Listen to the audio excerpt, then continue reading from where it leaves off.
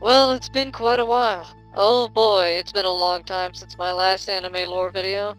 Since my King Crimson video, I've been making other videos for various other anime, but they're very research intensive, so they're taking quite a while to finish. I suppose it doesn't help that I've been trying to do them all at the same time either. I'm just stupid. Anyway, amidst all that, I finished watching Medaka Box, and the little talk I hear of Medaka Box really seems to underestimate these characters. I mean, they aren't the strongest characters in fiction by any means, but from what I've worked out, they are stronger than people give them credit for. Now, bear with me and understand that this is my first official power scale, much less one of this intensity. I am confident in my calcs, but there is always the chance that I got my math wrong. Not only that, but the series is very short, so there isn't an excess of feats like in other series. I also had to make a few educated guesses due to the lack of information. Long story short, I'm not claiming that this video is 100% fact. This is merely my calculations on how strong these characters are. I could be wrong at times, and if I am, then tell me. Hit me up on Twitter, we'll debate. In this video, I'm going to be going over feats and statements of Medaka Kurokami from the start of the series to the end of Abnormal. I'm going to try not to make this video too number heavy to make this a little easier to watch. Also, I'm going to try to keep the video organized and consistent. With all that squared away, let's find out how strong Medaka Kurokami actually is. Okay, so Season 1, Episode 1, and we're already greeted with one of the most important feats in Season 1. All at once, Medaka zips around 8 thugs and steals an item away from each of them without any of them knowing what happened. None of them had any time to react. In fact, she was moving so fast that they all just assumed she was using some sort of magic. It isn't stated how long it took her to get them all, but if all of them reacted this way, it had to have been relatively quickly, since none of them had managed to warn each other before she was already done. I think it's safe to assume that her movement happened in the duration of a second. That being said, I had to work out the distance. Medaka's height is never stated in the series, but I think it's safe to assume that she would be the average height of a girl her age, about 160 centimeters or 1.6 meters. With the estimated height as a unit of measurement, I then tried to map out her most likely path to determine how far she traveled in that second. I then determined that Medaka had traveled around 103.5 meters per second to pull off this feat. This puts her in the subsonic ranges of speed, traveling faster than the eye can perceive or relativistic speeds. This isn't too absurd to say either, since her movement had produced after images on all paths at once. Without some kind of trick specifically designed to pull off an effect like this, she'd have to be moving at subsonic level speeds to pull off this effect. So like I said, Season 1, Episode 1, Medaka has already cemented herself at subsonic levels of speed. Later on, we're introduced to Unzen, the main antagonist of Season 1. Unzen displays attacks that are casually wall level. Medaka blatantly tanks attacks from him, meaning that in base, she'd have to be around wall levels of durability.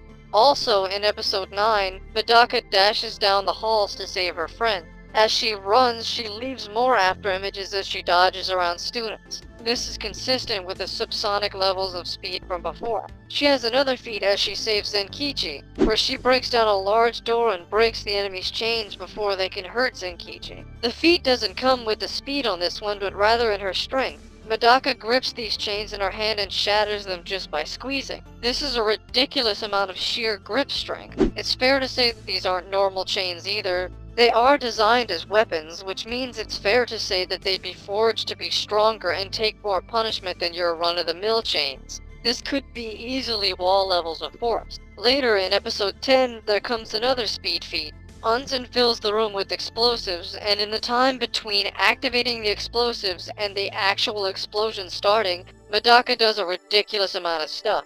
Medaka throws a vase, breaks a window, kicks some of the explosives out of the window, grabs 3 people, rolls them up in a rug, and jumps out of the window in the time it took for the explosives to go off. Now, she did take a little bit of damage from the shockwaves at the very end, but it doesn't change the feat. Now, the average explosive speed of dynamite is 19,000 feet per second, with pure nitro coming in at 27,000 feet per second. If we were to take this into account, it would mean that the explosion happened at around 9,000 meters per second. If Medaka had to travel across the room and do all those actions in that amount of time, she would have had to move around Mach 8. This would put Medaka at around hypersonic levels of speed. While this was the only feat on this level in Season 1 so far, it makes sense since this was the first time in Season 1 that Medaka really went all out. If you take into account that the feat from Episode 1 was casual, then being hypersonic at full speed isn't far-fetched. As I said, Medaka did take a little bit of damage from the explosives. However, Medaka seemed more okay than not from it. Her clothes were more damaged than her skin was. Obviously she took damage, I'm not going to argue against that. But she managed to tank the force fairly well considering what it was. Unzen said that each explosive easily has enough force to blow away a rotting wall. While difficult to find out exactly how much he threw at least 19. Regardless of how many he threw, the combined force was at the very least small building level since it did destroy a small building. While Medaka didn't tank the full force of the explosion, she was hit by some of the shockwaves. This would be above wall level durability but below small building level. Now there is an important statement to scale War God mode. Zenkichi states that Unzen moves just as fast as base Medaka. After entering War God mode, Medaka blitzes Unzen in a way similar to a previous feat. Unzen throws more explosives and Medaka runs, jumps up 2 stories, and punches Unzen before the explosives can go off. This would be a relativistic speed to her previous feat, except this one was far more casual. This means that War God mode allows her to access much higher levels of speed.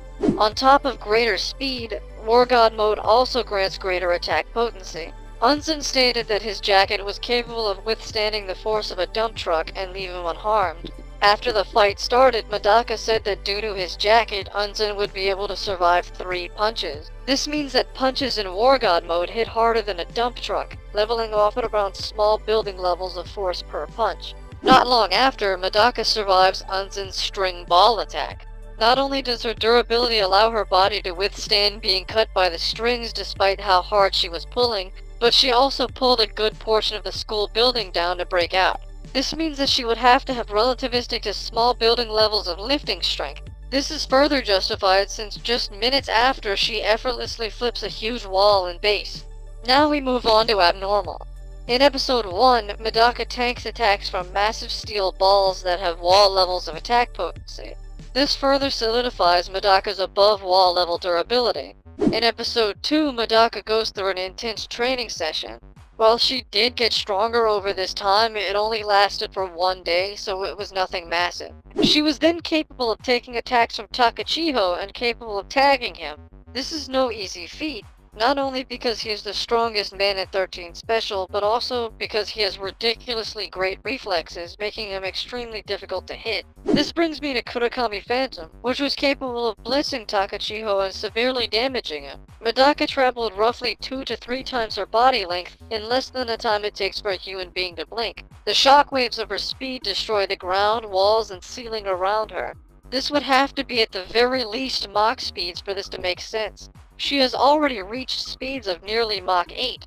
It only makes sense that a self-destructive technique designed to deliver increased speeds makes her move faster than that. In episode 11, we see that War God mode is capable of tagging Odo before he can react. This is another casual subsonic feat. After that, Medaka unlocks Altered God mode, allowing her all the perks of War God mode while being in full control and letting her use every ability she's learned at 120%.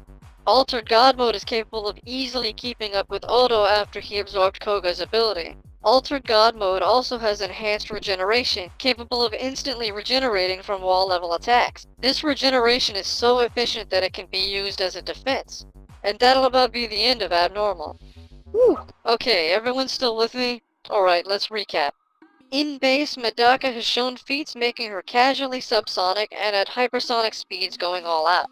She is around high wall level in durability and in attack potency. In War God mode, she is capable of being comfortably hypersonic with small building levels of attack potency and durability.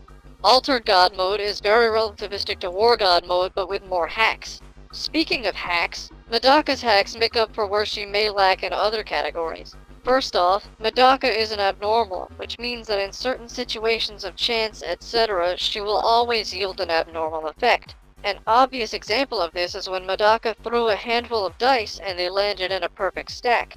Another example of her abnormality at work is during the cavalry battle.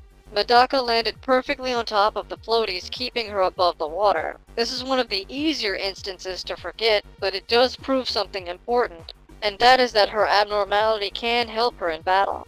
On top of just her abnormal ways, Medaka is capable of not only learning any ability she sees, but she masters it and perfects it. This means that after seeing an ability used, she can perform it better than its creator can. An example is when Medaka learned under a master calligrapher and surpassed him so badly that he retired, or how she used Oto's weighted words ability with no effort. Due to this learning ability, she has enhanced reaction that can be turned on and off, the ability to conceal weapons, weighted words, brainwashing, empathic abilities, enhanced agility and regeneration, and possibly more that we don't know about. In fact, if she actually fought Kumagawa and learned all fiction, she'd pretty much be untouchable in her verse. But don't get me started on...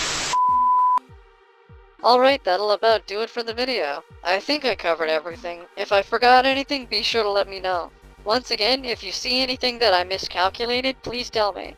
If you liked the video, please give me some love, I need it. If you want to see more videos like this, be sure to subscribe. Like I said, I'm working on a few other lore videos at the moment, so be on the lookout for those. Thank you so much for watching. I am your goddess, Crimson Reapress, and I'll see you next time.